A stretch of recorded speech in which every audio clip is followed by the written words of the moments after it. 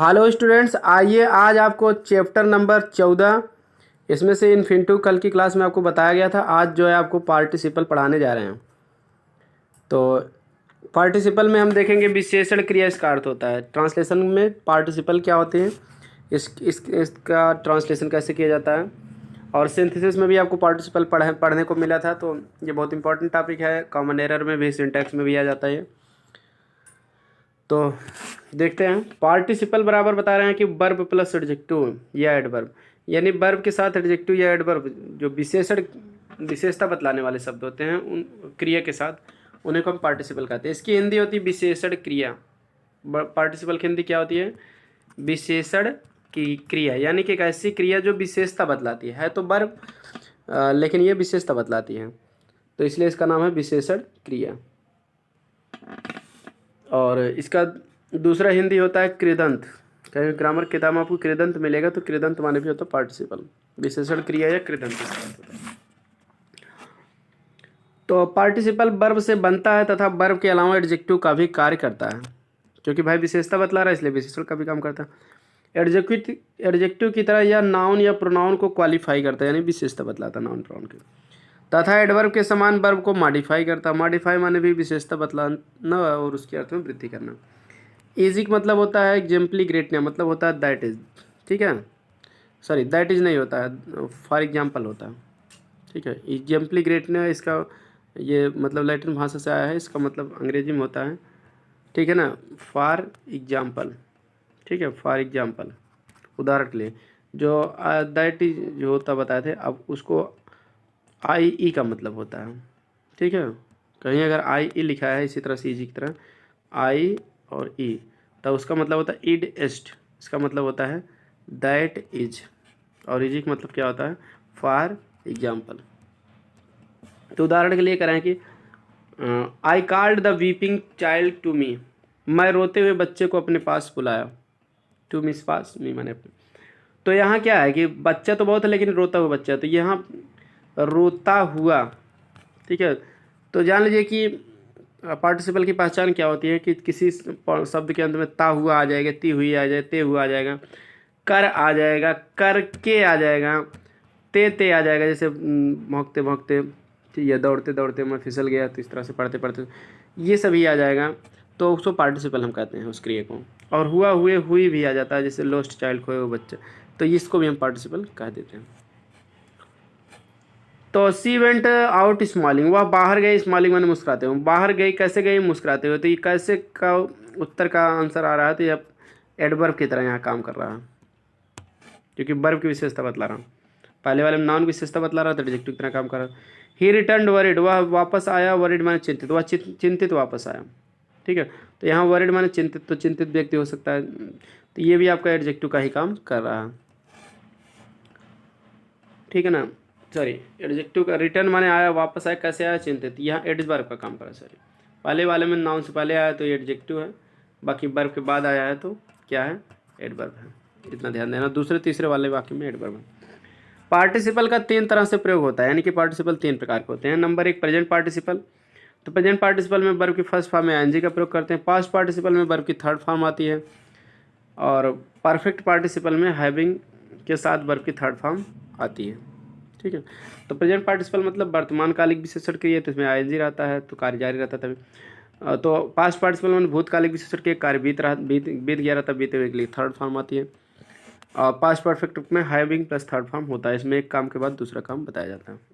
चलिए उदाहरण देखते हैं, अच्छे समझ में आ जाता है, ठीक है। क्योंकि ट्रांसलेशन आपका मजबूत है तो सिंथेसिस में भी आप कर ले जाएंगे, क्योंकि हिंदी में पहले वाक्य जोड़ के आप अंग्रेजी हम आराम से बना लेंगे तो आपका गलत नहीं होगा। शेर को देखकर मैं पेड़ पर चढ़ गया, तो इसका अंग्रेजी क्या होगा? सीइंग द लायन माने शेर को देखकर आई क्लाइम्ड अप द ट्री, मैं पेड़ पर चढ़ गया। कमरे में घुसते ही मैंने एक सांप देखा। इंटरिंग द रूम माने कमरे में घुसते ही आई सा ए स्नेक, मैंने एक सांप देखा। दाहिनी तरफ मुड़ने पर तुम स्टेशन पहुंचोगे। टर्निंग टू द राइट माने दाहिनी तरफ मुड़ने पर या मुड़कर you will reach the station, तुम स्टेशन पहुंचोगे। अब यहाँ देखिए क्या है कि सब सीरीज बात है, सब में आईएनजी फॉर्म प्रेजेंट पार्टिसिपल आया तो कर आ जाता है, ठीक है। या कोई काम, एक काम करने के तुरंत बाद दूसरा काम किया जाता है तो हम क्या करते हैं? प्रेजेंट पार्टिसिपल का प्रयोग करते हैं। जैसे शेर को देखकर मैं पेड़ पर चढ़ा, शेर देखा तुरंत पेड़ पर चढ़ गया। कमरे में घुसते ही मैंने सांप देखा तो घुसा, तुरंत देख लिया। दाहिनी तरफ मुड़ने पर तुम स्टेशन पहुंचोगे, दाहिनी तरफ मुड़ जाओगे तो स्टेशन आपको दाहिनी तरफ दिखाई पड़ेगा। तो इस तरह से ये प्रेजेंट पार्टिसिपल है। अब चलिए पास्ट पार्टिसिपल की एग्जांपल देख लेते हैं। वह एक अवकाश प्राप्त अध्यापक है, he is a retired teacher. तो टीचर की विशेषता यहाँ थर्ड फॉर्म बतला रहा है, तो ये आपका पास्ट पार्टिसिपल है। वर्ब की थर्ड फॉर्म ही होता है पास्ट पार्टिसिपल माने, लेकिन ये विशेषण क्रिया है, वर्ब की थर्ड फॉर्म है। इस तरह से वर्ब की थर्ड फॉर्म आई है जो नाउन की विशेषता बतलाने के लिए आती है। वैसे भी इसके साथ थर्ड फॉर्म आती नहीं है, ठीक है। आप देखिए, घायल सैनिक को अस्पताल भेज दिया गया। द वुंडेड सोल्जर माने घायल हुआ सैनिक, सैनिक तो बहुत लेकिन घायल हुआ, तो यहाँ क्या, तो ये आपका एडजेक्टिव काम कर रहा है। एडजेक्टिव मतलब पास्ट पार्टिसिपल एडजेक्टिव का भी काम करता है, ठीक है। तो सैनिक तो बहुत घायल हुआ सैनिक, was sent to the hospital, अस्पताल भेज दिया गया। बाढ़ आई हुई नदी अपने साथ मृत्यु और बर्बादी लाई है। द फ्लडेड रिवर माने बाढ़ आई हुई नदी, नदी तो बहुत लेकिन ये फ्लडेड है, यानी कि विशेषता बतला रहे, विशेषण क्रिया है, past participle. Has brought death and destruction with it, अपने साथ मृत्यु और बर्बादी लाई है। अगला है स्कूल, हाँ परफेक्ट पार्टिसिपल का एग्जांपल देख लेते हैं। स्कूल पहुंचकर वह प्रधानाचार्य से मिला। Having reached the school, school पहुंचकर ही मेट द प्रिंसिपल, वह प्रधानाचार्य से मिला। अपना कार्य समाप्त करने पर वह सोने चली गई। हैविंग फिनिश्ड हर वर्क, अपना काम समाप्त करने पर सी वेंट टू स्लीप, वह सोने चली गई। मुंबई पहुंचकर उसने बहुत सी वस्तुएं देखी। हैविंग रीच्ड मुंबई ही बहुत सी वस्तुएं खरीदी। ही परचेज्ड मेनी थिंग्स, वह उसने कई वस्तुएं खरीदी। यहाँ कन्फर्म नहीं, एक लड़की एक लड़का, तो इसलिए सी लगा दिया गया, नहीं तो आप सी भी लगा सकते। तो यहाँ मुंबई पहुंचकर बहुत सी वस्तुएं खरीदी, तो यहाँ हैविंग रीच्ड मुंबई हो जाएगा। एक बात जान लीजिए, परफेक्ट पार्टिसिपल का प्रयोग कब होता है, जब एक काम के बाद दूसरा काम तो तुरंत किया जाता है, तब तो प्रेजेंट पार्टिसिपल का प्रयोग होता है। लेकिन एक काम के बाद दूसरा कार्य किया जाए और पहले कार्य को करने में कुछ समय लगे, उस काम को पूरा करने के बाद ही दूसरा काम किया जाए, तब जो है परफेक्ट पार्टिसिपल का प्रयोग होता है पहले कार्य में। यानी कि पहले कार्य को करने में थोड़ा सा समय लगे, श्योरिटी हो समय की, पढ़ने से लगे हाँ इसमें समय लगा होगा, कुछ अंतराल पाया जाए, उसके बाद ही दूसरा कार्य किया जाए, तो परफेक्ट पार्टिसिपल। जैसे है मुंबई पहुंचकर उसने बहुत सी वस्तुएं देखी। अब देखिए हैविंग रीच्ड मुंबई, हैविंग साथ थर्ड फॉर्म लगती है परफेक्ट पार्टिसिपल। मुंबई पहुंचने में भाई समय तो लगेगा ही, तो इसलिए तुरंत तो पहुंच नहीं जाएगा, यहाँ से बैठेगा तो कुछ समय लगेगा, तो उसके बाद ही उसने कई वस्तुएं खरीदी, तो इसलिए परफेक्ट पार्टिसिपल। पहुंचने का काम एकदम परफेक्ट हो गया मुंबई, तब उसके बाद वस्तुएं खरीदी, तो इसलिए परफेक्ट पार्टिसिपल। अब इसके पहले वाले में देखिए, स्कूल पहुंचकर वो प्रिंसिपल, स्कूल पहुंचने में तो भाई समय लगेगा ही, हैविंग रीच्ड द स्कूल, उसके बाद भी दूसरे प्रिंसिपल से मिले। अपना काम समाप्त करने के बाद वो सोने चलेगी। हैविंग फिनिश्ड हर वर्क, अपना काम पूरी तरह समाप्त करेगी, उसके बाद ही सोने के, सी वेंट टू स्लीप। इस तरह से काम समाप्त करने में समय लगा। अब चलिए इसका एक्सरसाइज नंबर 28 हम लोग हल भी कर लेते हैं। ट्रांसलेशन पहले आप लोग कर लीजिए, अपने मन में सोच लीजिए या लिख लीजिए, उसके बाद मैं बोल रहा हूँ आंसर पिला लीजिए। मैंने उसे गाते हुए देखा। आई सा हर सिंगिंग, उसे लड़की है कि लड़का कंफर्म नहीं, तो इसलिए हर भी लगा सकते हो, हिम भी लगा सकते हो। आई सा हिम सिंगिंग, मैं उसे गाते हुए देखा। वृद्ध स्त्री रोती हुई आई। वृद्ध स्त्री का मतलब एन ओल्ड वोमेन, ठीक है, एन लगा सकते हैं। एन ओल्ड वोमेन माने वृद्ध स्त्री, या द ओल्ड वोमेन भी कह सकते हो, the old women. Came weeping, came माने आई, वीपिंग माने रोती हुई। और पुस्तक पढ़कर मैं सोने गया, तो पढ़कर भाई पुस्तक पढ़ेंगे तो समय लगेगा। हैविंग रेड द बुक, पुस्तक पढ़कर आई वेंट टू स्लीप, मैं सोने गया। जला हुआ बच्चा आग से डरता है, तो जला हुआ बच्चा का ये होता है द बर्न्ड चाइल्ड, आग से डरता है, तो पहले वर्ब लिखा जाएगा ड्रेड्स द फायर, ठीक। बर्न्ड चाइल्ड ये बर्न्ड पास्ट पार्टिसिपल है। The burned child dreads the fire, dreads माने डरता, फायर में से आग। हाँ शेर को देखकर वह भाग गया, तो सीइंग द लायन, शेर को देखकर ही रैन अवे, वह भाग गया। हमने फलों से लदे कुछ पेड़ देखे। वी सा सम ट्रीज, हमने कुछ पेड़ देखे। फलों से लदे तो लडन विथ फ्रूट्स, फलों से लदे का मतलब लडन विथ फ्रूट्स। शोर को सुनकर चोर भाग गया, ठीक है। तो हियरिंग द नॉइज माने शोर को सुनकर द थीफ रैन अवे, चोर भाग गया। मैंने उससे पेड़ के पास बैठे हुए देखा। I saw him sitting beside the tree, ठीक है।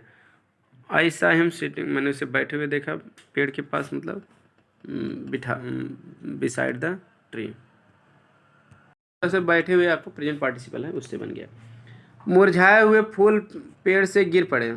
तो मुरझाए हुए फूल की अंग्रेजी किताब में दिया फेडेड। फेडेड माने मुरझाए हुए, फ्लावर्स माने फूल, जान ही रहे हैं।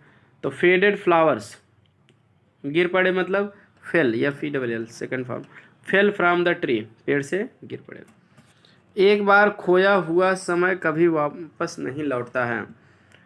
हाँ, एक बार खोया हुआ समय मतलब द टाइम वंस लोस्ट, ठीक है, द टाइम वंस लोस्ट, या ऐसे भी कह सकते हैं वंस लोस्ट टाइम, एक बार खोया हुआ समय, दोनों चल जाएगा, ठीक है।